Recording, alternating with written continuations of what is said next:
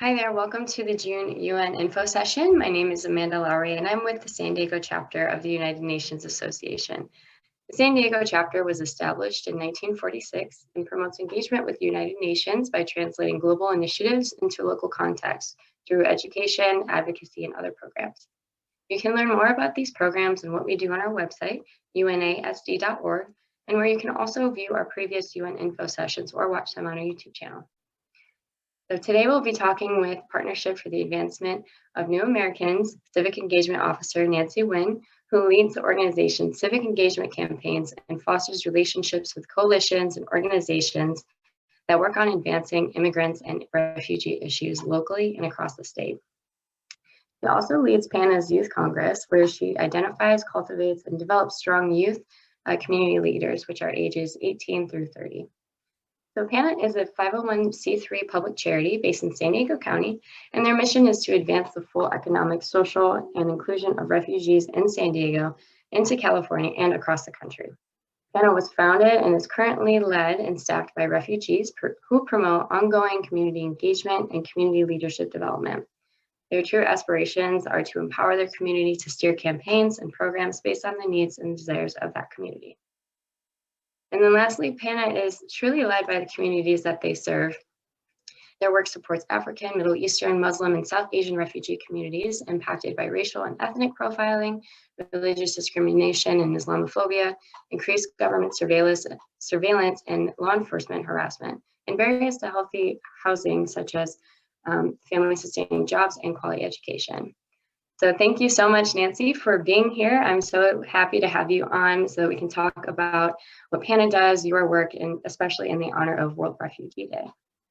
So the first question I have is about the Refugee Experience Report, which you guys completed in the fall of 2020. So there were 544 participants that were asked questions about health, employment, housing, COVID-19, education, and a sense of safety and belonging.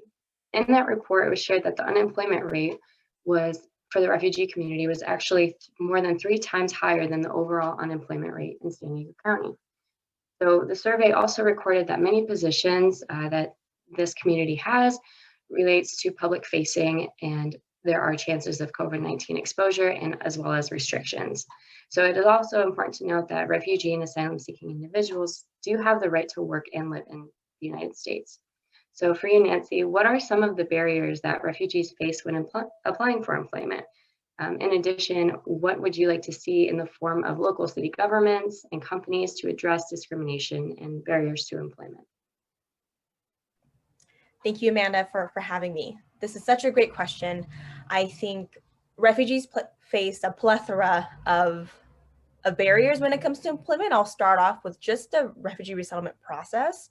When refugees arrive, they only receive 3 months to find a job, which is really not enough time for a person who has been uprooted from their home country, fleeing violence oftentimes, and being transplanted into a new country with a new language and new social norms to find a job in such a short time frame. So what we see often happens is refugees just get the first job that they can find. And these are often low wage workforce jobs like gas stations, massage parlors, nail salons, et cetera, et cetera. And oftentimes these jobs do not reflect their skill set. Some refugees come with degrees in engineering or are doctors, nurses, et cetera, and they're unable to find the jobs that meet their qualifications because their degrees or their certifications don't translate over into equivalent degrees and certifications in the United States. And then there's also issues with like language barriers, lack of support when it comes to finding jobs. So in terms of what local city governments and companies can do is to really invest both city and county resources into employment services. So the Office of Refugee Resettlement does some of this, but there aren't really robust services to help refugees get jobs and trainees, especially in technical fields. So one way we can do it is invest money to upskill refugees with like English or get certifications in certain areas that they already have a skill set in their home country. And then also to prioritize rapid access to affordable housing upon resettlement.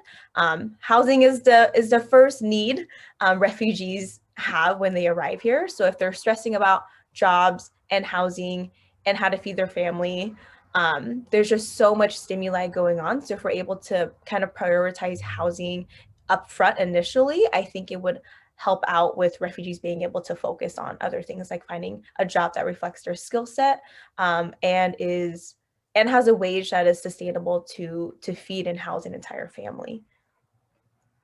Great, thank you so much for sharing. Touched on a lot of very important points. And then also in the report, it was noted that African respondents were most likely to say that anti-immigration rhetoric strongly influenced their ability to participate in public life, with 65% having feelings of worry about being targeted by a hate crime, speaking up in public, or feeling unwelcome in public spaces. And a total of 12% of respondents in the report said that they either had or probably experienced a hate crime in the US. So with that, what do you need from community members to help make sure that refugee and asylee communities feel safe and welcome? And in addition to that, what kinds of advocacy to reduce hate crimes has worked in the past? Such a nuanced, great question.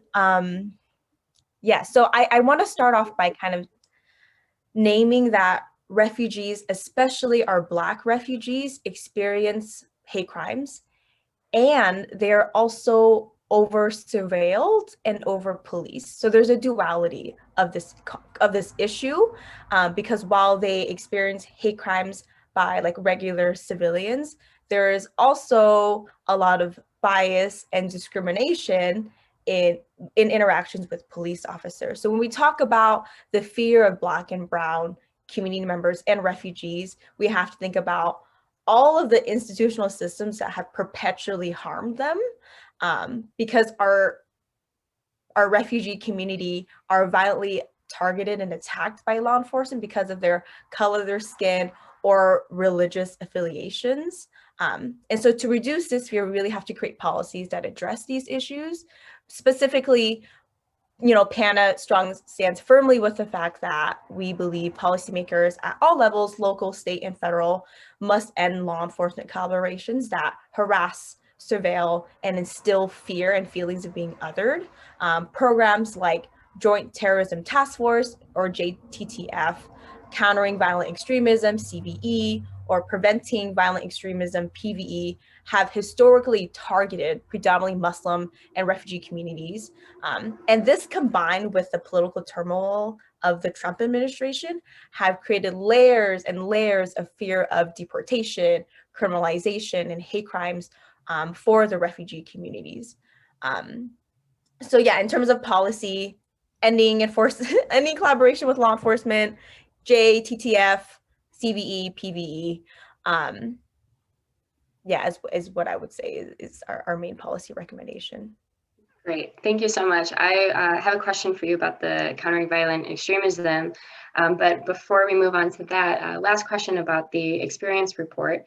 A few policy recommendations were taken from the data of that report for PANA, and one of those was including quicker access to affordable housing and increased access to mental health services.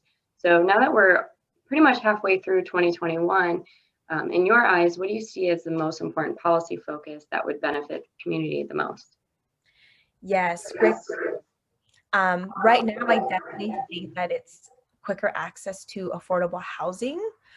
Now that we're, I guess, coming to the end of the pandemic, this is debatable, coming to the end of the pandemic, where people have not worked, have not made money, and are now facing fear of eviction.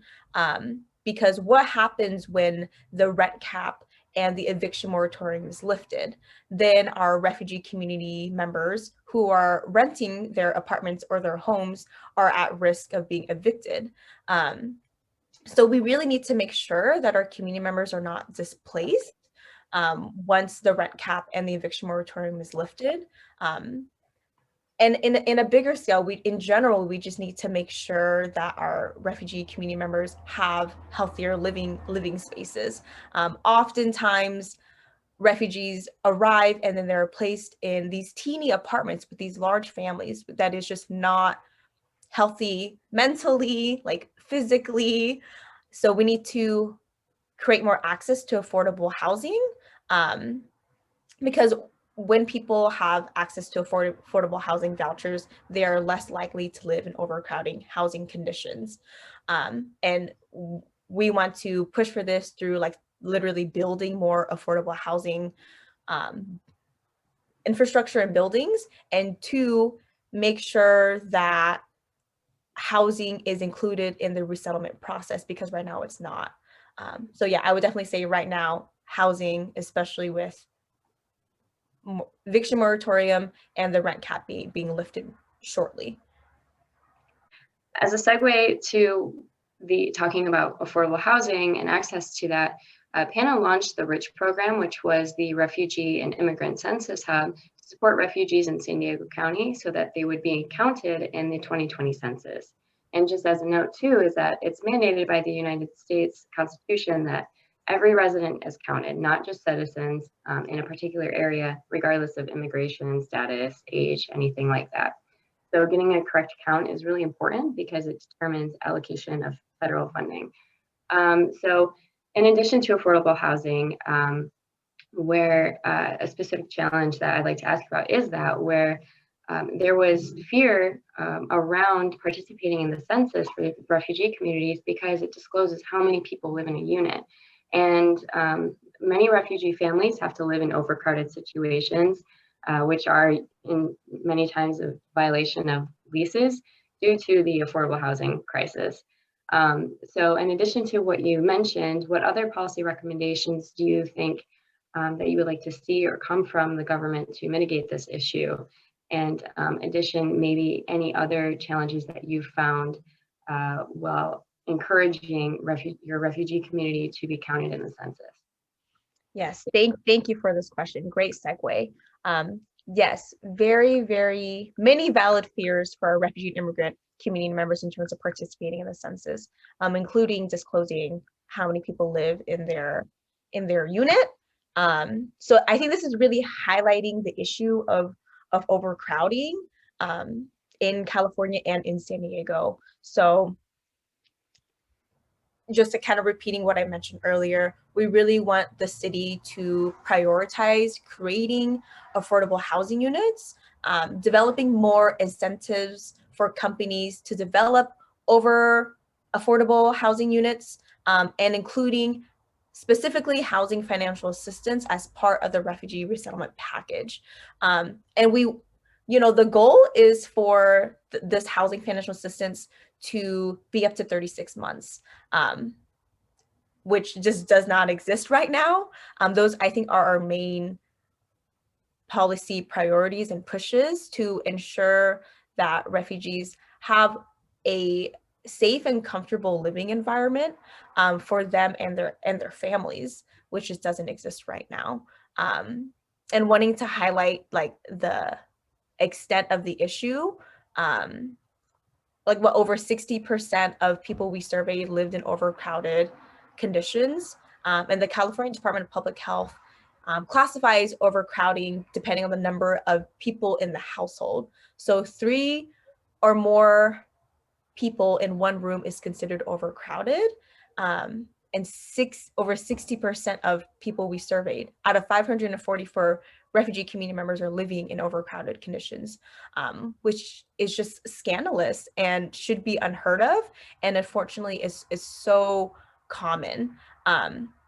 Yeah, and this is really the epidemic of hidden homelessness, where families are forced to live in overcrowded spaces.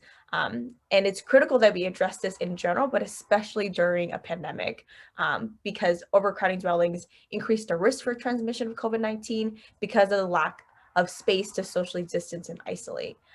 So all of the issues that we already knew existed are just really, really highlighted and exacerbated during a pandemic. Yeah. Wow, thank you so much for sharing. And then back to the countering violent extremism policy, which the US government established as a counterterrorism program, which on the surface seems like a forward-thinking and proactive relationship building program to provide services and support from organizations, local government, and police to the refugee community. However, based on the CV report that PANA created, which is also available on your website if people would like to check that out, these services are actually used to monitor and police refugee communities, even arresting or deporting members. So with that, what would you like to see instead? More engagement with PANA or other refugee service-based organizations in the implementation and leadership of this program? Do you think it could be reworked? Or would you like to see something totally different come from the government? And then lastly, do you think that this type of engagement is even appropriate? Mm-hmm. Yeah, good questions. Really wanting to highlight like the framing of CVE is very intentional. And it's just completely inaccurate in terms of like what is actually happening. Because with CVE programs, essentially the people that refugees are meant to trust, therapists, teachers, social workers, etc., they become FBI informants. And they put people at risk of being incarcerated or deported or both. And if we want refugees to try to rebuild their entire lives with trust and support, we do not start from a place of surveillance and assuming that everyone is a threat, which is what is happening with our Muslim brothers and sisters.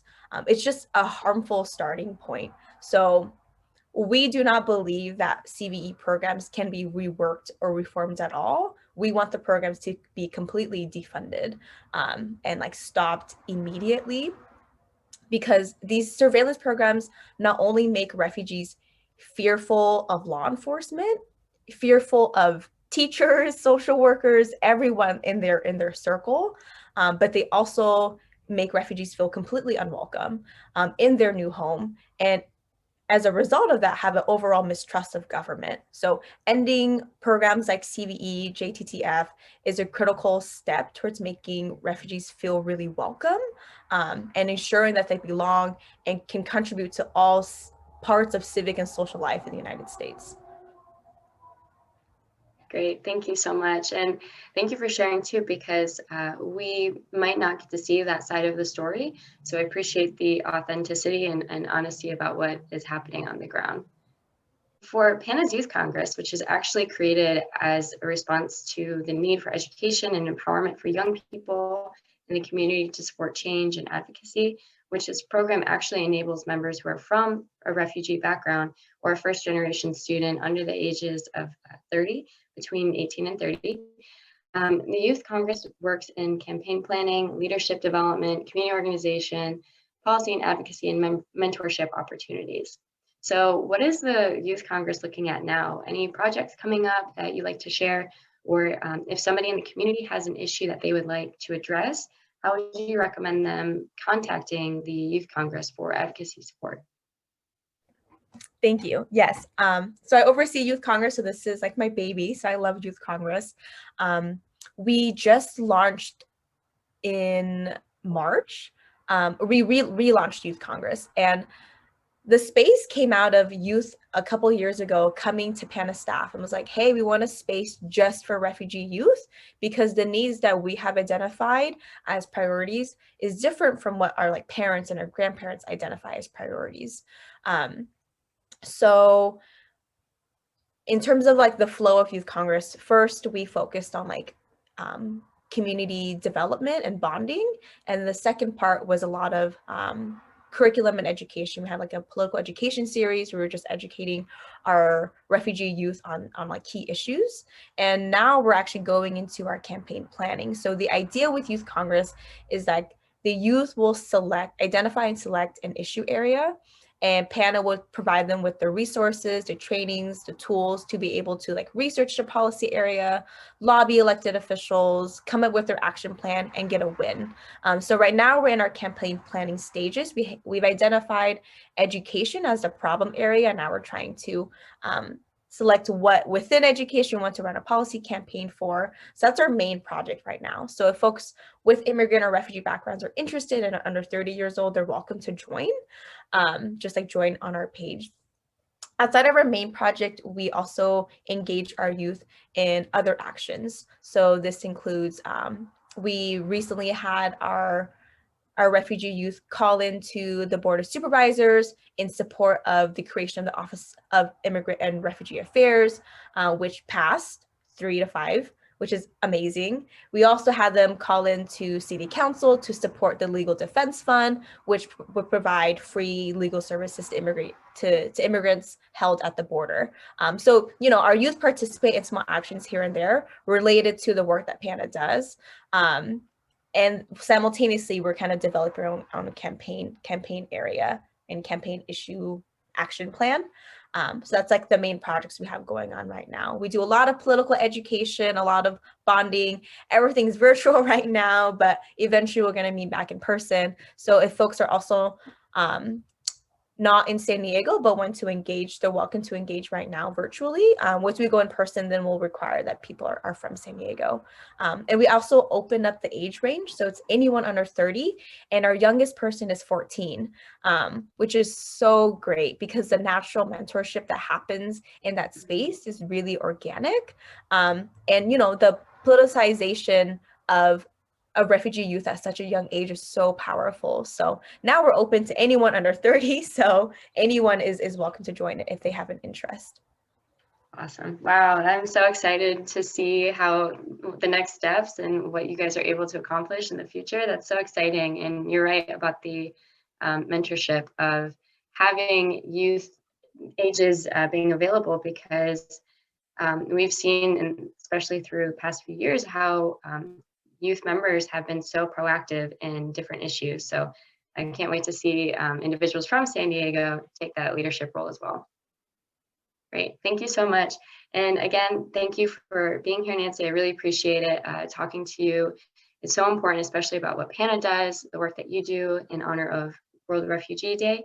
Any last comments that you'd like to share? I just want to express my gratitude to UNA USA San Diego for thinking of PANA, for having us participate in this conversation. I used to intern at UNA, so UNA always has a special place in my heart, and it's so wonderful to be back in San Diego and to be engaging with UNA in a professional way. So just thank you for all the work that you do, for being really intentional about uplifting the voices of grassroots organizations. I really, really appreciate the work that you do, and I'm so happy to be in community with you. Thank you, Nancy, again for being here and chatting with me about the work that PANA does for the refugee communities in San Diego, especially with World Refugee Day taking place. It's a great conversation to have. So the Sustainable Development Goals were created in 2015 and are supported by all UN member states for the 2030 Agenda for Sustainable Development. There are a total of 17 SDGs that address a global call to action to promote various initiatives such as gender equality, ending poverty, and creating sustainable cities and communities. I have included a few SDGs in this presentation that pertain to the work that PANA does for San Diego County with the refugee communities. So our first one is SDG 8, Decent Work and Economic Growth. Promote sustained, inclusive, and sustainable economic growth, full and productive employment, and decent work for all. And an action step that you can do to take at home to support this goal is to encourage Bring Your Child to Work Day for youth to see what a healthy work environment looks like. And then we have SDG 10, Reduce Inequalities, to reduce inequality within and among countries. So something you can do at home to support this goal is to support or sponsor a child to attend school.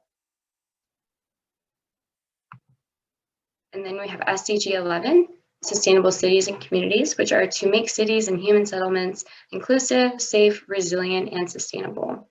And something that you can do here is to start a carpooling system with your coworkers, friends, or family to support each other, as well as support family or friends who do not have access to reliable transportation. And then we have SDG 16, Peace, Justice, and Strong Institutions, which are to promote peaceful and inclusive societies for sustainable development, provide access to justice for all, and build effective, accountable, and inclusive institutions at all levels. And you can spend some time each week to reflect on how you would like to relate to others and why it's important to maintain peace and justice in your community. And then lastly, we have SDG 17, which is Partnerships for the Goals, to strengthen the means of implementation and revitalize the global partnership for sustainable development. And one way to practice this at home is to practice teamwork. You can share activities among all family members or even outside of your family. And so with that, I would like to thank you again for participating in such an important discussion. And I would like to encourage our community to join our monthly UN info sessions where we host local businesses, nonprofits, grassroots organizations, and leaders in San Diego County that work to reach the Sustainable Development Goals locally. So thank you again, Nancy, for being here. Thank you again for having me.